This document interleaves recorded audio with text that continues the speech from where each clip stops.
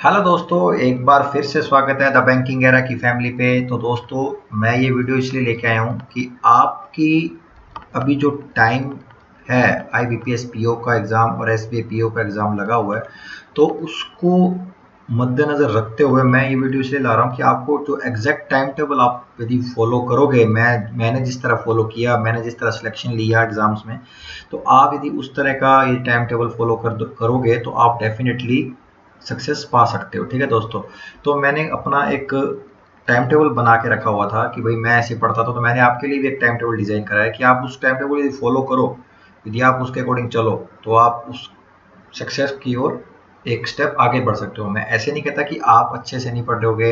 हर person का, हर aspirant का पढ़ने का तरीका अलग होता है, हर एस्पिरेंट का पढ़ने की चीज़ें अलग होती हैं, वो अलग अलग तरीके से पढ़ता है। बट मैं जो बता रहा हूँ, एक बेस्ट वे बता रहा हूँ कि ये एक बेस्ट वे है सिलेक्शन लेने का।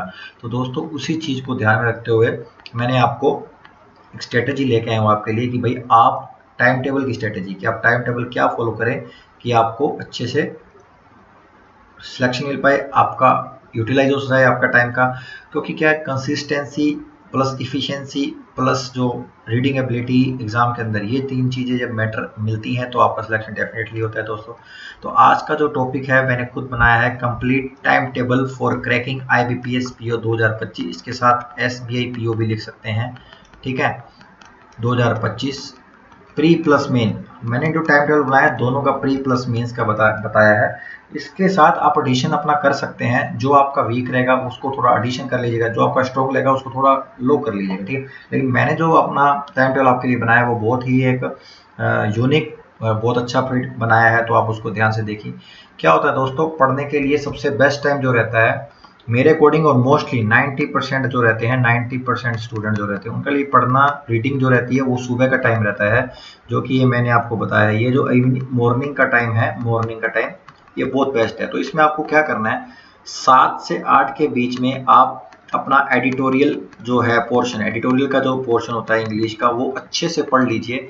और उसके अंदर क्या क्या वो कैब आई है, क्या क्या वो कैब आई है, उसको अच्छे से राउट डाउन कर लें और उसका मतलब समझें। और एडिटोरियल को एक बार नहीं समझे, 2 बार समझिए, लेकिन उसको रीड करिए। कोई भी एप्लीकेशन डाउनलोड करिए, उसको अच्छे से रीड करिए और आपको नो डाउट बहुत अच्छा अपना रिजल्ट मिलेगा। ये चीज़ आप कंटिन्यू रखेंगे 3 महीने 4 महीने, पहले आप करते आए हैं तो अच्छी बात है। अभी रिसेंटली में आप पढ़ेंगे तो नो डाउट आपको इंग्लिश का जो पोर्शन आता है उसमें भी बहुत हेल्प करेगा। तो मैंने ये 7 से 8 का जो टाइम रखा है वो एडिटोरियल का रखा है कि आप एडिटोरियल पढ़ के अपना अच्छे से पोर्शन कवर कर सकते हैं, और आपकी रीडिंग एबिलिटी भी, जो रीडिंग एबिलिटी है वो भी इंक्रीज कर सकते हैं। ठीक है, ये पोर्शन है।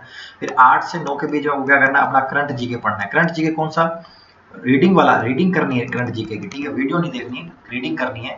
जैसे मान लो डेली का जो चल रहा है उसके बैक मंथ वाला। ठीक है, करंट मंथ में मान लो कि अभी आप डेली पढ़ रहे हो जुलाई का, तो आपको जून मंथ का पढ़ना है। जून का आपके पास नोट्स होंगे तो उसको रिवाइज करना है, या उससे पहले मई का है उसको रिवाइज करना है। ये आप ऐसे पढ़ना है, आपको पढ़ना है, मतलब वीडियो नहीं देखनी, पढ़ना है आपको। वीडियो का टाइम अलग है, पढ़ना है। उसके बाद अच्छा 1 घंटा पूरा आपको पढ़ना है। पढ़ोगे तो आपको नो डाउट एक अपना 2 घंटे अच्छी तरह पढ़ने के बाद आपको नो डाउट थोड़ा सा रेस्ट चाहिए।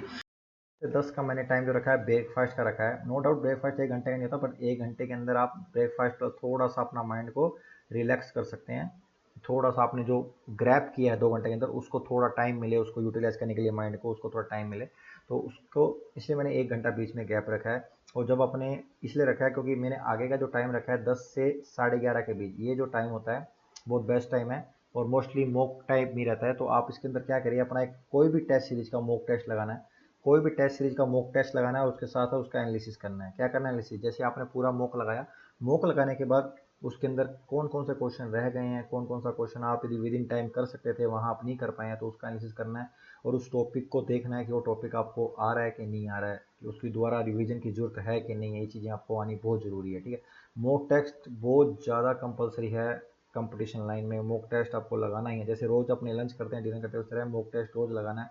कहीं से भी लगाइए, फ्री में लगा, फ्री वाला लगाइए, जहाँ मिलता है वहाँ लगाइए, लेकिन लगाना जरूर है। ठीक है, उसके बाद आपको 11:30 से 1 के बीच, 11:30 से 1 के बीच क्या करना है, डेली रूटीन जीके पढ़ना है। वाईटी सेशन जो होते हैं, आप किसी को भी पढ़ लीजिए, आप कपिल सर को पढ़ लीजिए, या अड्डा 247 से पढ़ लीजिए, या यस ऑफिसर, जो भी आपको लगता है, AEY XYZ, एक्सेट्रा, जहाँ से आप पढ़ते हैं। इतने एजुकेटर हैं अच्छे अच्छे पढ़ाने वाले करंट जीके को, रोज़ डेली अच्छा अच्छा आपके लिए कंटेंट ढूंढ के लाते हैं। आपको वाईटी सेशन जो है डेली रूटीन का, आपको रोज़ एक वीडियो देखना है, उसका नोट्स में नोट्स नहीं तो उसकी पीडीएफ आ जाती है, उसको पीडीएफ आपको अच्छे से पढ़नी है, ठीक है।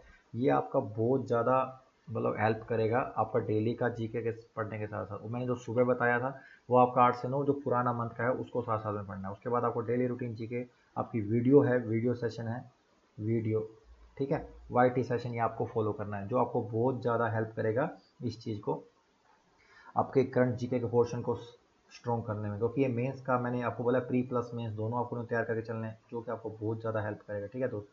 और ये एक वजह का हो गया। उसके बाद क्या करना है, 1 से 3 के बीच में मैंने क्या पोर्शन रखा है, 1 से 3 के बीच 2 घंटे का मैंने गैप रखा है। उसका एक रीज़न बता दूंगा, क्योंकि कंटिन्यू यदि पढ़ना है तो बीच बीच में हल्का हल्का माइंड को रिलैक्स कर देना जरूरी है। क्योंकि जो एक नैप सिस्टम होता है वो इसी तरह होता है कि आप बॉडी को ज़्यादा यूटिलाइज कर पाएंगे, माइंड को ज़्यादा यूटिलाइज कर पाएंगे। यदि आप एक साथ पढ़ते रहेंगे वो एग्जॉस्ट की कंडीशन में आ जाओगे, फिर वो आप एक तो आप अच्छे से ग्रैप नहीं कर पाओगे और टाइम भी आप वेस्ट कर दोगे। इसलिए थोड़ा सा नैप माइंड को देना बहुत जरूरी है।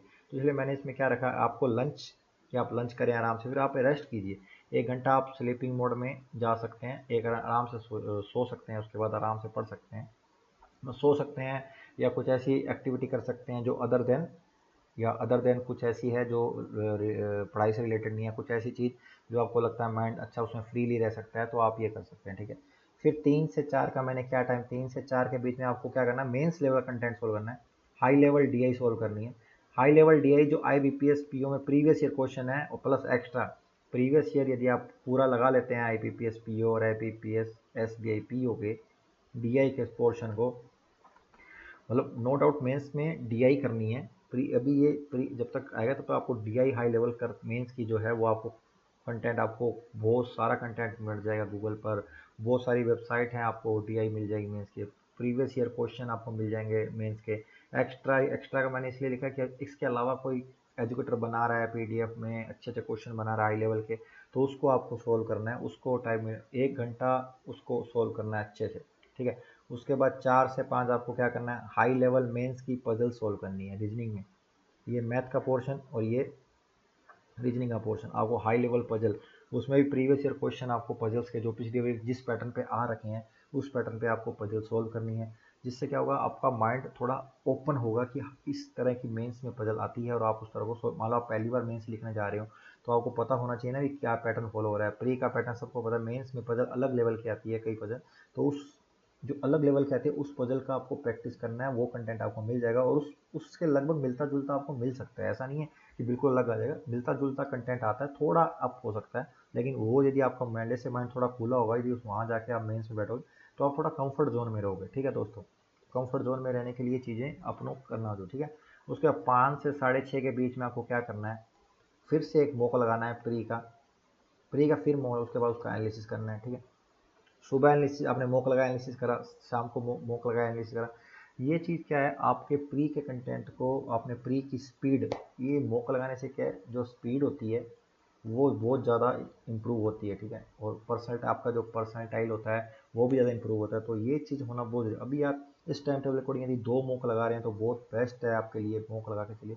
उसके बाद क्या करना है, 6:30 से 7:30 के बीच में क्या करना है, सुबह मॉक लगाया, शाम को मॉक लगाया, एनालिसिस करा आपने कि भाई आपको पता लग रहा है कि अर्थमेटिक का कोई ऐसा टॉपिक है जो आप थोड़ा वीक कर रहे हो या विद इन टाइम नहीं कर पा रहे हो, तो उस टॉपिक का एनालिसिस करना है सेल्फ। आपने यदि खुद एनालिसिस करना है, रीजनिंग का भी हो सकता है वो पोर्शन, ऐसा नहीं है, जी इंग्लिश का भी पोर्शन होता है, वो 1 घंटे के अंदर आपको उस पोर्शन को एनालिसिस करना है, उसके बारे में पढ़ना है, उसका एनालिसिस। ये एनालिसिस है कि आपने मॉक का एनालिसिस किया, ये एनालिसिस है टॉपिक वाइज, टॉपिक एनालिसिस। मान लो कोई टॉपिक ऐसा, मान लो टाइम वगैरह का कोई क्वेश्चन आया, आप नहीं कर पाए और फिर मॉक में नहीं कर पाए, तो आप उस टॉपिक पर जाइए, उसको एनालिसिस करिए अच्छे से, आपने क्या पढ़ा क्या नहीं पढ़ा, ये चीज़ आपको मैटर करती है, ठीक है। ये एक बेसिक है, ये कॉमन है सबके लिए, ये कॉमन है सबके लिए, ठीक है। अब मैं बात करूँगा किसी का कोई वीक है, मान लो कोई भी स्टूडेंट का कोई वीक है, जैसे इंग्लिश वीक है ना, मान लो इंग्लिश वीक है, तो आपको इंग्लिश के अंदर जैसे मिनी मिनी ड्रिल होती है ना, मिनी ड्रिल मॉक होती है, वो लगा सकते हैं।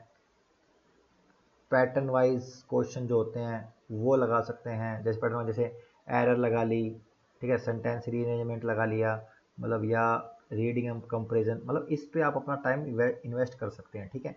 कोई भी 1 घंटा आप इस चीज़ पे इन्वेस्ट कर सकते हैं इंग्लिश पे, ठीक है। इसी तरह रीजनिंग का है, कोई रीजनिंग में मानता है कि भाई किसी का मिसलेनियस में कुछ पोर्शन ऐसा है जिसको नहीं आता है, मिसलेनियस में कुछ पोर्शन ऐसा नहीं आता है, तो वो उस पर जोर दे सकता है। कुछ पैटर्न, कुछ पजल की ऐसी पैटर्न है जो आपको नहीं आता है पजल्स में, तो वो पैटर्न की आप पजलें अलग से सोल्व कर 10 से 20 पजल सोल्व कीजिए एक दिन के अंदर, ठीक है। सीटिंग अरेंजमेंट में ऐसा हो सकता है आपको नहीं आता तो वो सोल्व कीजिए, उसमें भी आप अपना टाइम 1 घंटा इन्वेस्ट कर सकते हैं, ठीक है। इसी तरह मैथ में है, ठीक है। मैथ में कई बहुत लोगों का रहता है कि उसको अर्थमेटिक के टॉपिक नहीं आते हैं, तो वो टॉपिक आपको, यदि आपको लगता है कि नहीं मेरे को मैथ पूरा करना है, तो आप पूरा से चैप्टर वाइज पूरा पूरा चैप्टर वाइज पढ़े, है ना, पूरा चैप्टर वाइज उसका रोज शाम को 1 घंटा निकाल के आप पढ़ सकते हैं। तो ये जो है वीक पोर्शन, मतलब किसी का जो भी वीक पोर्शन है वो उस चीज़ को उस तरह शाम को और जो आपको एक चीज़ मैं बता देता हूँ, आपका जो स्लीपिंग आवर्स रहेगा, स्लीपिंग आवर्स आपको मिनिमम है ना, मिनिमम से मिनिमम आपको 8 घंटे सोना ही सोना है, ठीक है दोस्तों। 8 घंटे आपको नींद लेनी है, माइंड को पूरा यूटिलाइज करना है, उसके लिए उसको बीच बीच में नैप दे के चलना है, ठीक है। और मोबाइल मत, डिस्ट्रक्शन होना बिल्कुल छोड़ दीजिए, पूरा फोकस पढ़ाई पे दीजिए, क्योंकि IBPS PO SBO PO आने वाले एग्जाम्स के एग्ज़ाम सेट करेंगे, ट्रेंड सेट करेंगे, किस तरह का एग्ज़ाम आएगा, किस तरह के पोर्शन पूछे जाएंगे, क्योंकि इस बार IBPS PO ने रीजनिंग का वेटेज बढ़ा दिया है।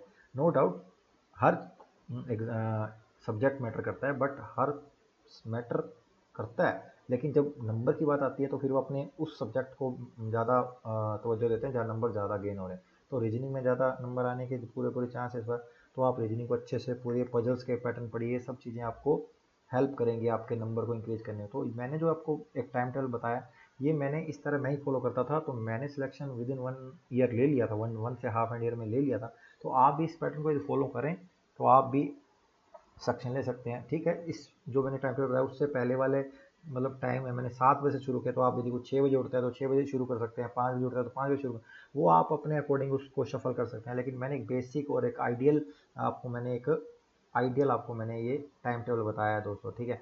तो ये जो टाइम टेबल है आप इसको नोट कर लो, या आपके दिमाग में बैठ गया तो इस तरह, तो ये टाइम टेबल बहुत बेस्ट है आपके लिए। तो यही चीज़ें थी मैंने इसलिए बताया, छोटी सी वीडियो बनाई, तो यदि आपको अच्छी लगी है तो लाइक कीजिएगा, चैनल सब्सक्राइब कीजिएगा, और जिसको अच्छा लगा तो जिसको लगता है शेयर करना चाहिए तो शेयर कीजिएगा। तो मिलते हैं फिर नेक्स्ट वीडियो में, तब तक के लिए जय हिंद, जय भारत।